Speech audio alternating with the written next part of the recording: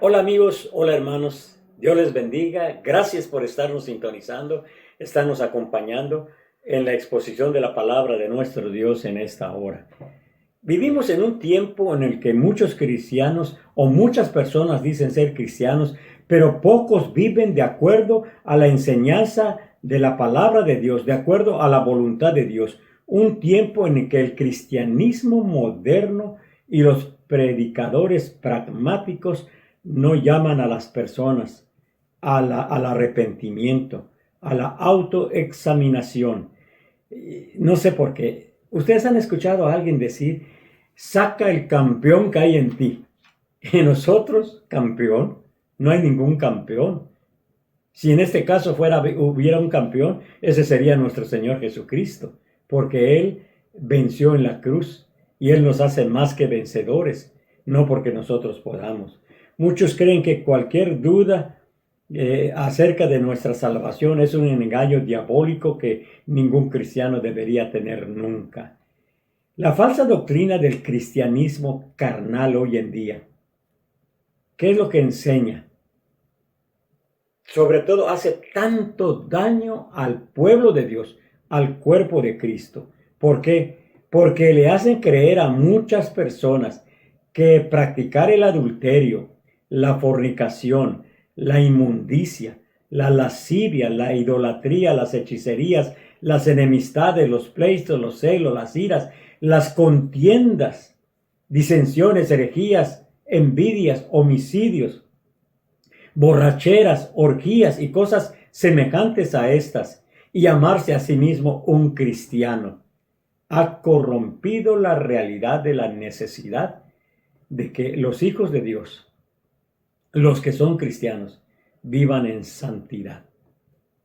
Lamentablemente, hoy en día el concepto de la santidad de vida se ha diluido. Muchas personas no usan la Biblia como la regla de fe y práctica para sus vidas. Solamente lo usan de adorno. Solamente para que en algún momento sepan que conocemos algo de Biblia, nos aprendemos algún pasaje. Como decía recientemente, hay muchas personas que pasan por la Biblia, pero la Biblia no pasa por sus vidas. Leen la Biblia, se les queda en el área cognitiva, pero no en el corazón. Así que la Biblia nos muestra completamente algo diferente. El apóstol Pablo dice en 2 Corintios 13:5, dice, examinaos vosotros mismos si estáis en la fe, probaos a vosotros mismos. ¿No os conocéis a vosotros mismos que Jesucristo está en vosotros, a menos que estéis reprobados? Uno tiene que autoexaminarse. ¿Cómo podemos encontrar en la Biblia una manera de probarnos a nosotros mismos que somos cristianos, que Cristo está en nuestro corazón, no solamente en nuestra mente, que no es un conocimiento cognitivo, que es un conocimiento experimental que tenemos de Jesucristo?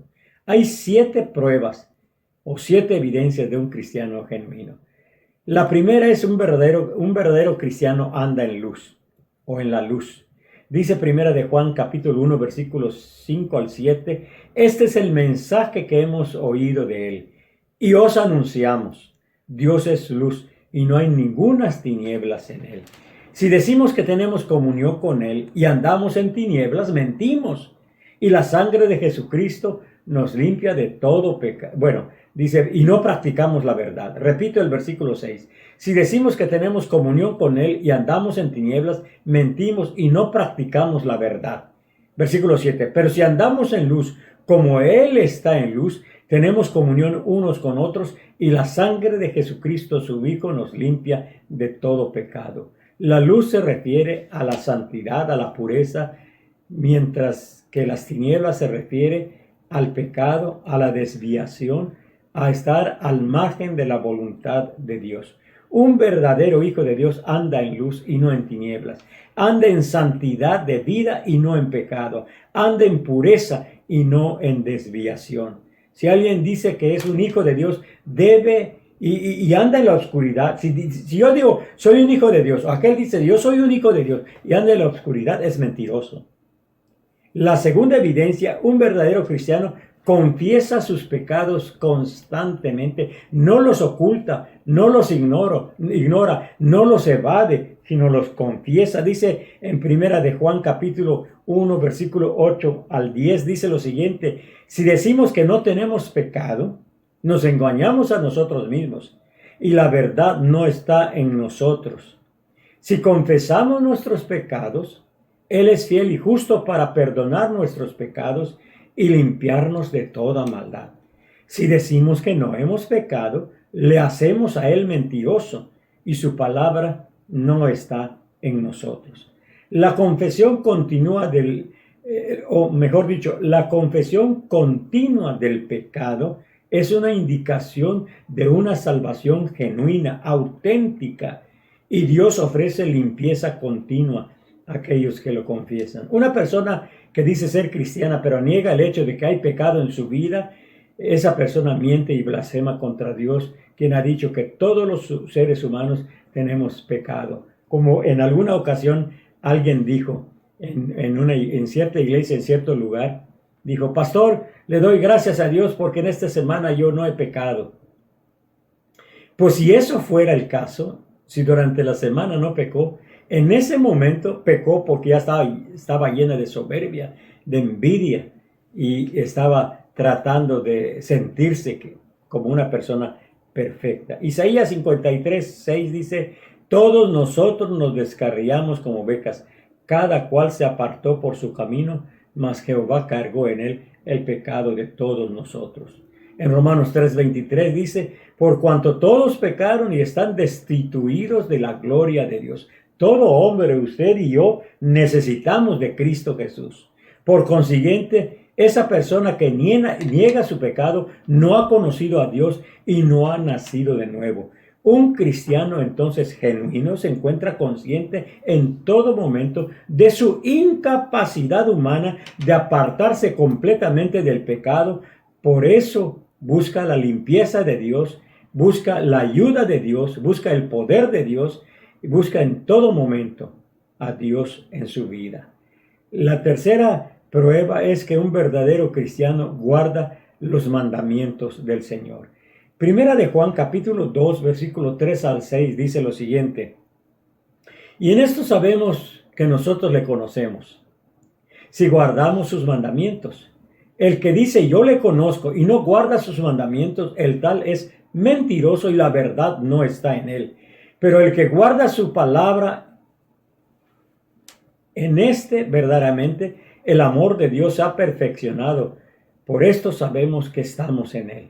El que dice que permanece en él debe andar como él anduvo.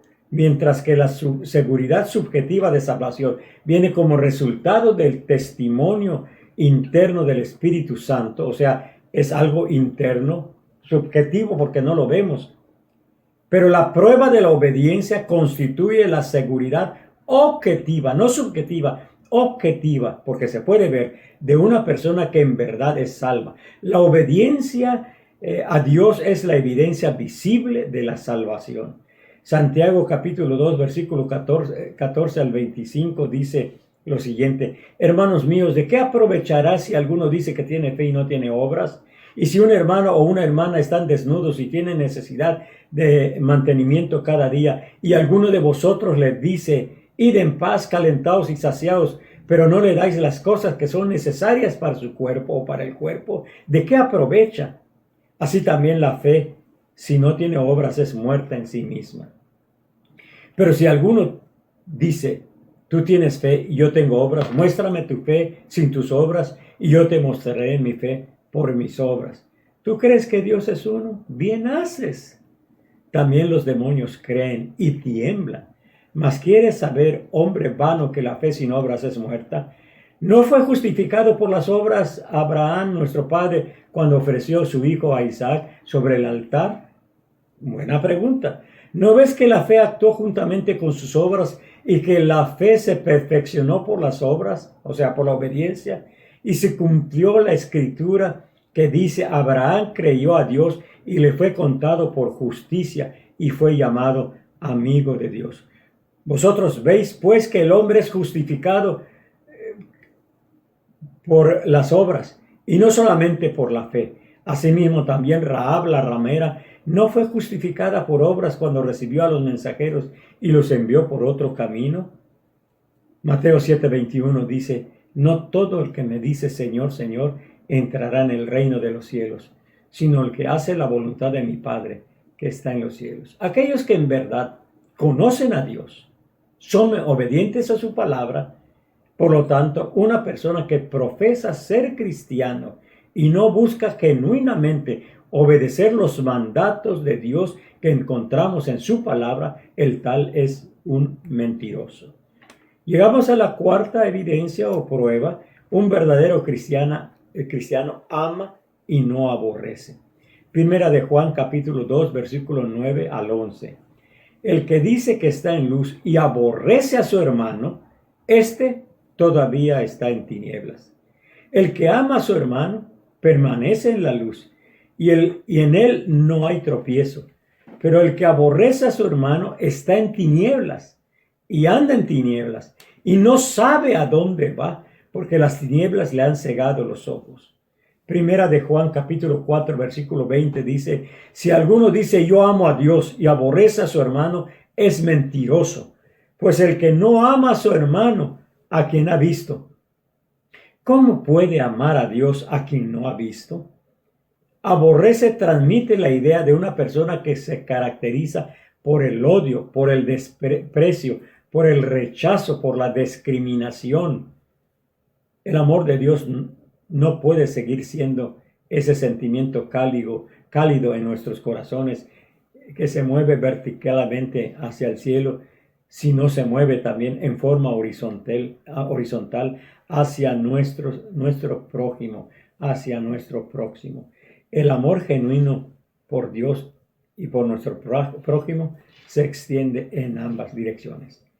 Vertical con Dios, horizontal con nuestro próximo de este lado y nuestro próximo de este otro lado, o sea, nuestro prójimo.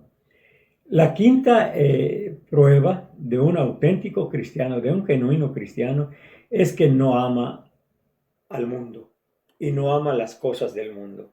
Por eso dice en Primera de Juan capítulo 2, versículo 15 al 17, dice lo siguiente, no améis al mundo ni las cosas que están en el mundo. Si alguno ama al mundo, el amor del Padre no está en él. Porque todo lo que hay en el mundo, los deseos de la carne, los deseos de los ojos y la vanagloria de la vida no proviene del Padre. No digan que se origina del Padre, no digan que viene del cielo, sino del mundo. Y el mundo pasa y sus deseos, pero que hace la voluntad de Dios permanece para siempre. Este pasaje es muy interesante, mis amigos, mis hermanos, porque dice que un verdadero cristiano no ama las cosas del mundo. Hay gente tan arraigada en las cosas del mundo que aunque haya conocido a Cristo, no está dispuesto, está tan aferrado a las cosas del mundo. Siempre están al estilo del pueblo hebreo que decía, pues en Egipto teníamos carne, en Egipto teníamos ajos y cebollas, en Egipto teníamos esto, teníamos lo otro. Porque salieron físicamente de Egipto, pero Egipto no salió de sus corazones. ¿Cuántas personas, cuántos cristianos que dicen que han aceptado a Cristo, que tienen a Cristo en su corazón, todavía siguen acariciando, siguen anhelando, siguen deseando, siguen practicando las cosas del mundo? Como dice aquí, dice los deseos de la carne. Y si usted no sabe cuáles son los deseos de la carne, lea Gálatas capítulo 5, porque ahí marca las obras de la carne con el fruto del Espíritu. Por eso dice los deseos de la carne, pero también los deseos de los ojos. Ahora estamos viviendo tiempos peligrosísimos, mis amados, porque ahora con las redes sociales, ahora con los diferentes sitios que uno puede accesar, puede entrar, puede ver programas, puede ver documentales, puede ver noticieros, puede ver conferencias, puede haber personas que están tratando de influir en los demás a través de su filosofía humanista. A veces nosotros recordamos que debemos tener cuidado con nuestros niños. ¿Qué es lo que ven? ¿Qué es lo que aprenden? ¿Quién está instruyendo a nuestros niños? Cuando la Biblia nos dice, instruye al niño en su camino y aun cuando fuere viejo no se apartará de él. Y en Deuteronomio capítulo 6 nos dice que la responsabilidad de instruir a los hijos es de los padres. Y los primeros versículos, usted ahí encuentra esta acotación. Amar al mundo significa devoción y afecto. Sí. Miren, creo que también raya en la adicción. Porque hay personas que son capaces de no conectarse para los cultos en online o en Facebook o en Zoom o en YouTube. No se conectan, pero sí están conectados viendo el partido de fútbol, viendo este show, viendo este programa, etcétera, porque están amando al mundo. Hay personas que son capaces de ignorar las cosas de Dios porque está jugando su equipo preferido y son capaces de renunciar o de no participar en las cosas de Dios. Entonces, es Dios y no el mundo quien debe ocupar el primer lugar en la vida del cristiano. Cada ser humano, o bien es un cristiano genuino que se caracteriza por el amor y la obediencia hacia Dios, o es un cristiano en rebelión contra Dios, enamorado del mundo y esclavizado por el sistema mundano controlado por Satanás. Yo estaba leyendo recientemente que decían, no hay tal de un cristiano carnal. Porque si es carnal, no es cristiano. A lo mejor imita el cristianismo. A lo mejor se cree cristiano. Pero realmente, aunque Pablo dice, ustedes son carnales porque debiendo darles de comer filete, steak, alimento sólido, tengo que darles todavía el alimento de un bebé.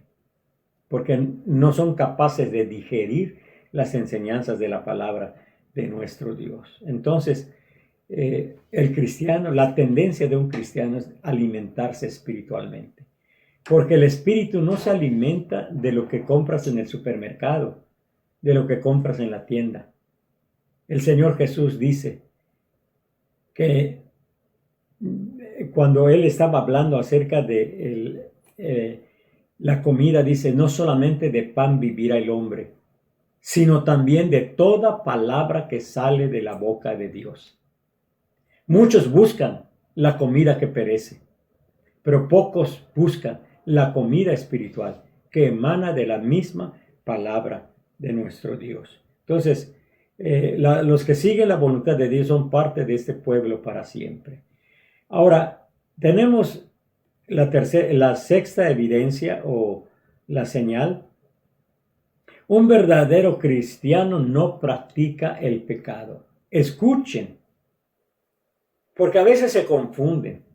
Estamos diciendo, y tenemos el fundamento bíblico en Primera de Juan capítulo 3, versículos del 6 al 10. Estamos diciendo, un verdadero cristiano no practica el pecado.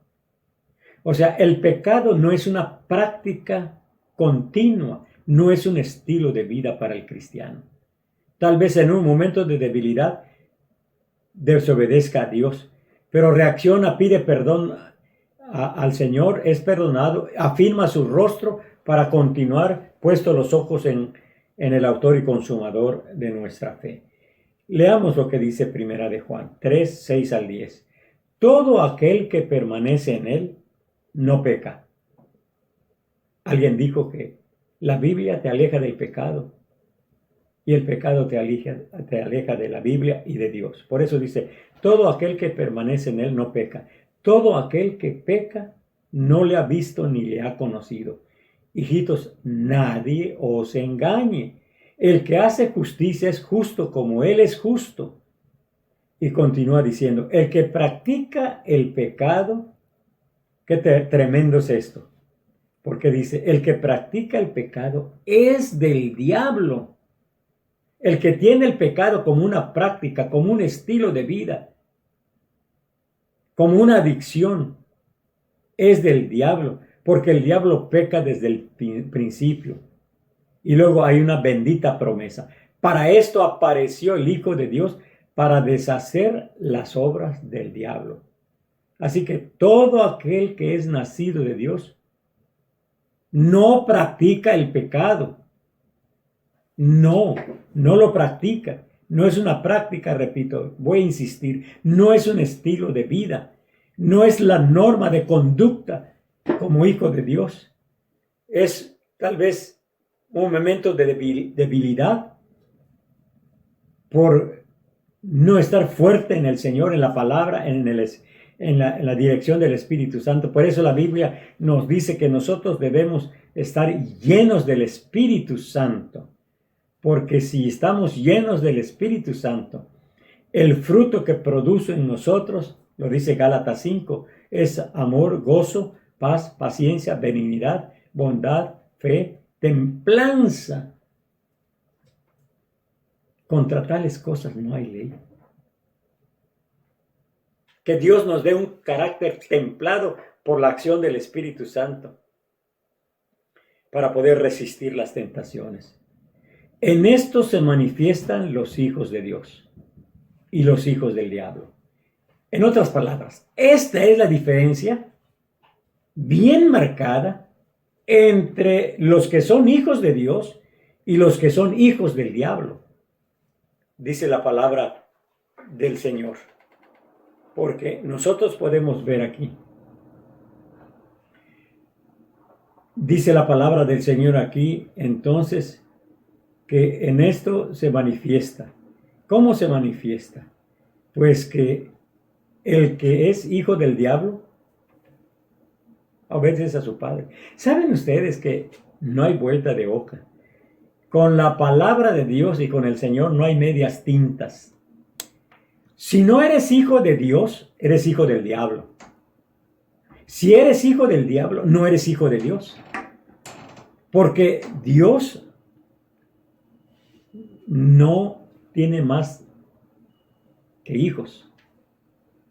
Así que dice aquí la palabra del Señor, que el Señor nos dice que todo aquel que es nacido de Dios no practica el pecado porque la simiente de Dios permanece en él y no puede pecar porque es nacido de Dios.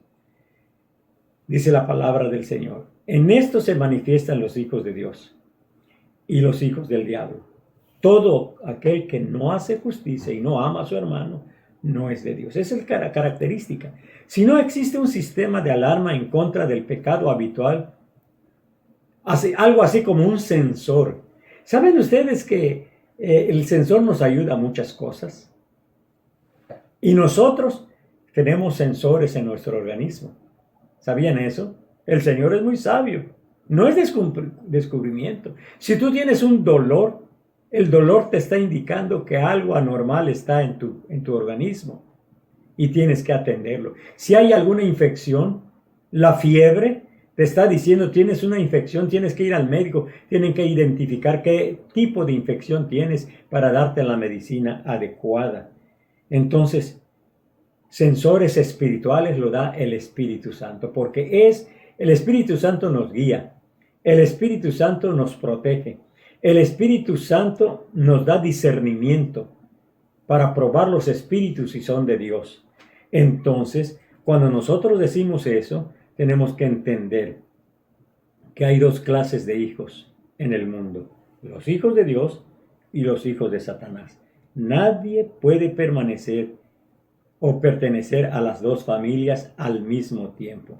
Cada ser humano o bien pertenece a la familia de Dios y exhibe un carácter justo y recto, o permanece en la familia de Satanás y exhibe su naturaleza pecaminosa. Por último, llegamos a la séptima evidencia, o como decimos, la séptima prueba de que tú eres cristiano o no eres cristiano. Un verdadero cristiano ama a los hermanos. Primera de Juan capítulo 3, versículo 15 al 16 dice, todo aquel que aborrece a su hermano es homicida. Y sabéis que ningún homicida tiene vida eterna permanente en él. En esto hemos conocido el amor, en que él puso su vida por nosotros, dice aquí la palabra del Señor, y nosotros debemos poner nuestra vida por los hermanos. En primera de Juan capítulo 3 versículo 23 y 24 dice, y este es su mandamiento, que creamos en el nombre de su Hijo Jesucristo y nos amemos unos a otros como Él nos ha mandado. Y el que guarda sus mandamientos permanece en Dios y Dios en él. Y esto sabemos que Él permanece en nosotros por el Espíritu, o sea, refiriéndose al Espíritu Santo que nos ha dado. Si alguno dice, 1 de Juan 4, 20, 21, si alguno dice, yo amo a Dios y aborrece a su hermano, es mentiroso. Pues el que no ama a su hermano a quien ha visto, ¿cómo puede amar a Dios a quien no ha visto? Entonces, la importancia es, llegamos a la conclusión de lo siguiente, la realidad es que no hay tal cosa como un cristiano carnal, es una contradicción de términos. El cristiano, por definición, es espiritual, ha nacido de nuevo, el Espíritu Santo mora en él. Que a veces le causemos tristeza, que a veces lo limitemos, que a veces nos rebelamos, que a veces lo resistimos, eso es diferente. Pero el Espíritu Santo mora en nosotros si hemos creído en Cristo Jesús. Tiene una nueva naturaleza, nuevos deseos, nuevos anhelos. Está apasionado por agradar a Dios, adorarlo, glorificarlo. Esforzarse cada día por crecer en santidad con la ayuda del Espíritu Santo. La pregunta para ti, mi amado, es lo siguiente. Y puedo decirlo de la siguiente manera. Las palabras con las que el apóstol Juan habla no son muy dulces y agradables, pero en verdad cómo lo necesitamos. Puesto que Cristo ha padecido por nosotros en la carne, vosotros también debéis armaos del mismo pensamiento, pues quien ha padecido en la carne terminó con el pecado, para no vivir el tiempo que nos resta en la carne, conforme a las concupiscencias de los hombres, sino conforme a la voluntad de Dios. Basta ya el tiempo pasado para haber hecho lo que agrada a los gentiles, andando en lascivias, concupiscencias, embriagueces, orgías, disipación y abominables idolatrías. A esto les parece cosa extraña que vosotros no corráis con ellos en el mismo desenfreno de disolución y os ultrajan. Entonces, mi amado hermano, examínalo. Recuerda estos 7 puntos o 7 pensamientos que hemos hablado acerca de un cristiano auténtico, genuino.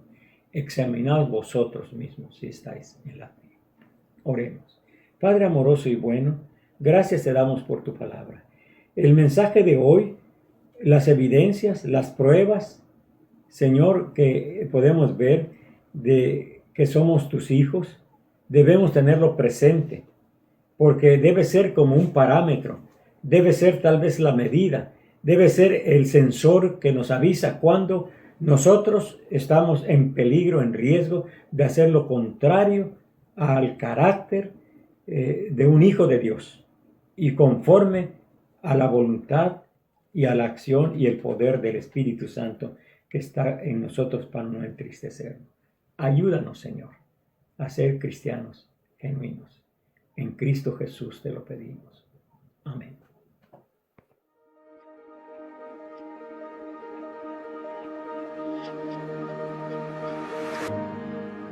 De las tinieblas, de la oscuridad,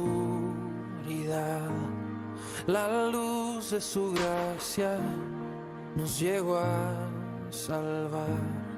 Un nuevo horizonte, nueva vida da.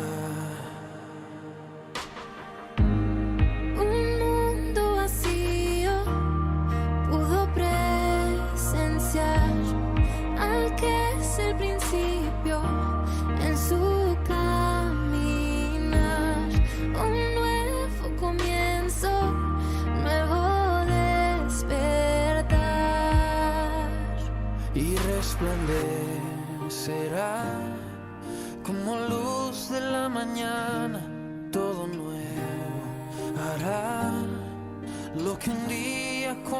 pasó todo miedo y temor, disipado ante la gloria de su esplendor.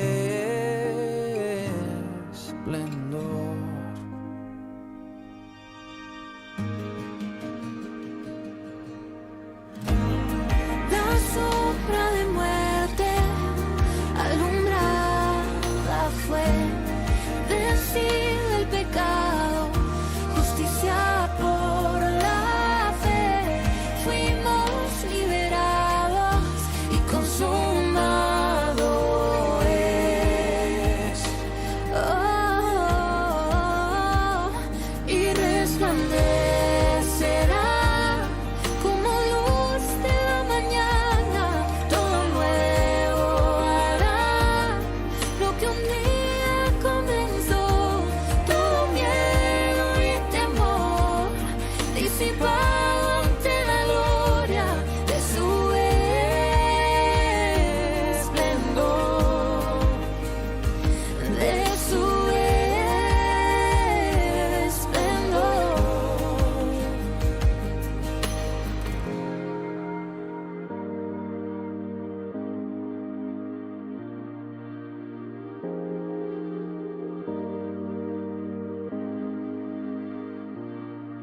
Respira hoy aliento que viene de su corazón. Contempla su gloria, ve la luz del Hijo de Dios, luz que nos rescató. Respira hoy, aliento